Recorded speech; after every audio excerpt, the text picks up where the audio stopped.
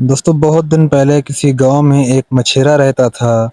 اس کی ایک بیوی تھی اور ایک بیٹا تھا۔ بیچارہ تھا تو بہت غریب، لیکن محنت بھی خوب کرتا تھا۔ وہ صبح ہوتے ہی اپنا جال لے کر چھوٹی سی کشتی میں بیٹھ جاتا اور سمندر کی چنچل موجوں سے کھیلتا ہوا بہت دور مچھلیاں پکڑنے کے لیے نکل جاتا۔ گھر میں ان کی بیوی بھی محنت کرتی تھی۔ گھر کا کام کاج کرنے کے بعد وہ گرم گرم مزیدار بھجیا بناتی تھی اور بیچنے کے لیے اپنے بیٹے کو دیتی تھی۔ وہ ان بھجیوں کو لے کر گاؤں کی گلی کوچوں میں چلا جاتا تھا۔ اس طرح مچھرے کا یہ چھوٹا سا کنبا ہنسی خوشی اپنی غریبی کے دن گزار رہا تھا۔ ایک روز مچھرے کا بیٹا بھجے بیچنے کے لیے گاؤں سے دور نکل گیا۔ جب سب بھجے بک گئے تو وہ پیسوں کو تھال میں رکھ کر تھال سر پر اٹھائے اپنے گھر کی طرف چل پڑا۔ گھر بہت دور تھا، گرمی بھی بہت تیز تھی۔ لڑکا چلتے چلتے تھک گیا۔ راستے میں اسے ایک بڑا سا پتھر دکھائی دیا۔ پتھر کو دیکھ کر اسے خیال آیا کہ اس کے سائے میں کچھ دیر آرام کر لوں۔ یہ سوچ کر اس نے تھال پتھر پر رکھ دیا اور خود پتھر سے ٹیک لگا کر بیٹھ گیا۔ تھوڑی ہی دیر بعد اس کی آنکھ لگ گئی اور وہ سو گیا۔ کچھ دیر بعد جب اس کی آنکھ کھلی تو دیکھا کہ تھال خالی ہے اور اس میں ایک بھی پیسہ نہیں۔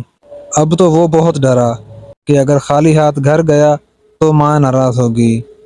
وہ ادھر ادھر دیکھنے لگا کہ شاید کوئی اس کی مدد کرے، لیکن وہاں سے سوائے گھاس پھوس کے اور پتھروں کے سوا کوئی بھی موجود نہیں تھا۔ آخر بہت سوچ وچار کے بعد ایک بات اس کی سمجھ میں آئی۔ اس نے جلدی سے خالی تھال ہاتھ میں لیا اور قاضی کے گھر کی طرف چل پڑا۔ اس وقت قاضی صاحب اپنے دوستوں سے بات چیت کر رہے تھے۔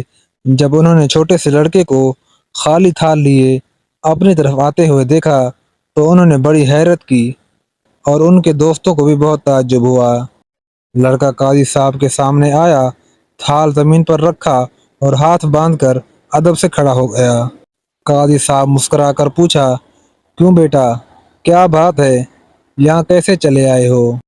قاضی صاحب کے لہجے میں ہمدردی تھی، محبت تھی اور لڑکا اسی ہمدردی اور محبت کا محتاج تھا۔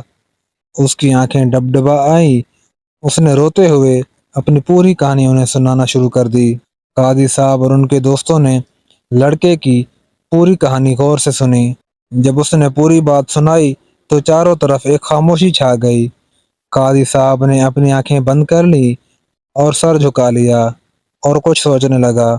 کچھ دیر کے بعد انہوں نے اپنا سر اٹھایا، آنکھیں کھولی اور بڑی سنجیدگی سے اپنے سپاہیوں کو حکم دیا، اس لڑکے کے ساتھ جاؤ اور اس پتھر کو جس پر اس نے پیسوں کا تھال رکھا تھا رسیوں سے جکڑ کر ہماری خدمت میں پیش کرو۔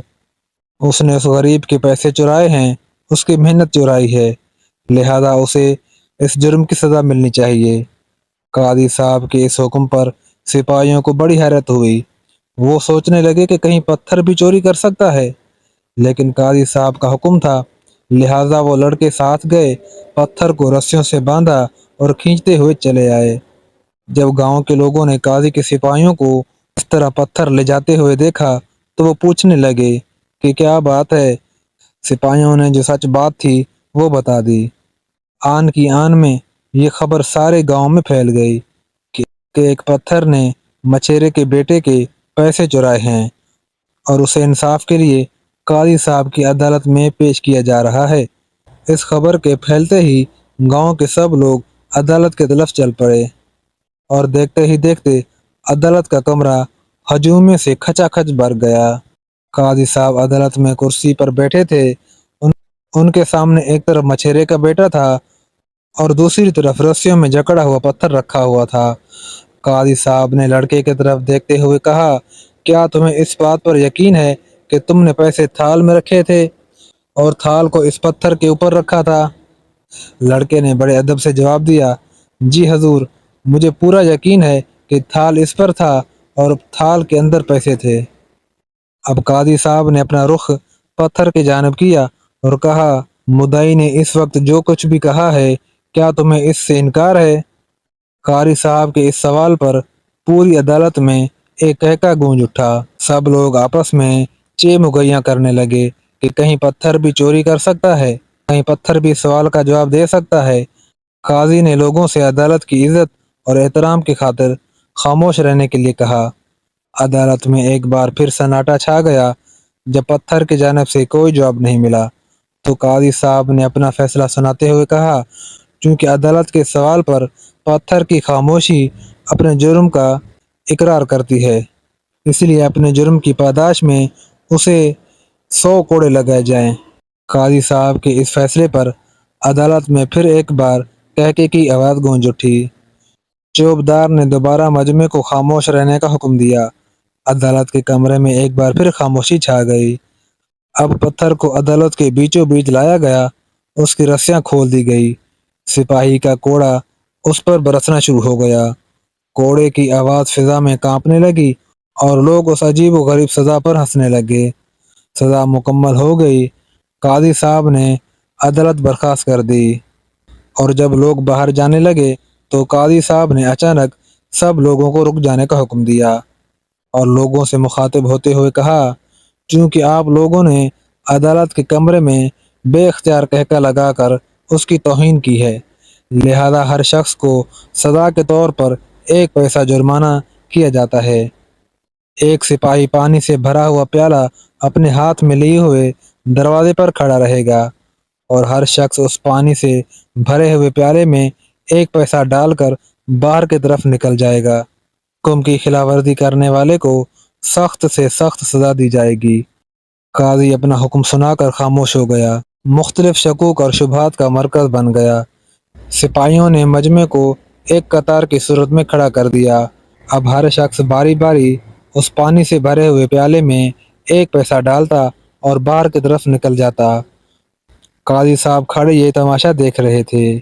ایک شخص پیالے میں پیسہ ڈال کر باہر ہی نکلنا چاہتا تھا کہ قاضی صاحب نے چلا کر کہا، اس شخص کو گرفتار کیا جائے۔ سپاہیوں نے اسے فوراً پکڑ لیا اور قاضی صاحب کے سامنے پیش کیا۔ عدالت دوبارہ بیٹھی۔ قاضی صاحب نے لوگوں کی طرف دیکھتے ہوئے کہا، چور پکڑا گیا اور آپ لوگوں کے سامنے حاضر ہے۔ اس کے بعد قاضی صاحب نے گرفتار شخص سے مخاطب ہوتے ہوئے کہا، سچ سچ بتاؤ، کیا تم نے اس غریب کے پیسے نہیں چرائے؟ اگر تم نے جھوٹ اور غلط بیانی سے کام لیا تو تمہیں دگنی سزا دی جائے گی، ایک چوری کے الزام میں اور دوسرا جھوٹ بولنے کے جرم میں۔ اس شخص نے فوراً اپنے گناہ کو قبول کیا۔ لوگوں کو بڑا تعجب ہوا۔ سب لوگوں نے مل کر قاضی صاحب سے درخواست کی کہ وہ بتائیں کہ انہوں نے چور کو کیسے پکڑا۔ قاضی صاحب نے کہا، پتھر کو عدالت میں پیش کرنے کا مقصد آپ سب لوگوں کو یہاں جمع کرنا تھا۔ پتھر سے گفتگو اور ان کی سزا ایک مذاق تھا جس کا مقصد آپ لوگوں کو ہنسا کر توہین عدالت کا جرم قرار دینا تھا اور آپ لوگوں سے جرمانہ وصول کرنے سے مراد چور کو پہچاننا تھا، اور وہ مراد حاصل ہو گئی۔ اب آپ پوچھیں گے کہ کس طرح، تو وہ بھی سن لیجئے۔ آپ لوگوں نے پانی میں 1 پیسہ ڈال دیا لیکن کچھ نہیں ہوا، اور جب اس شخص نے پانی میں پیسہ ڈالا تو پانی کی سطح پر تیل کی چکناہٹ تیرنے لگی۔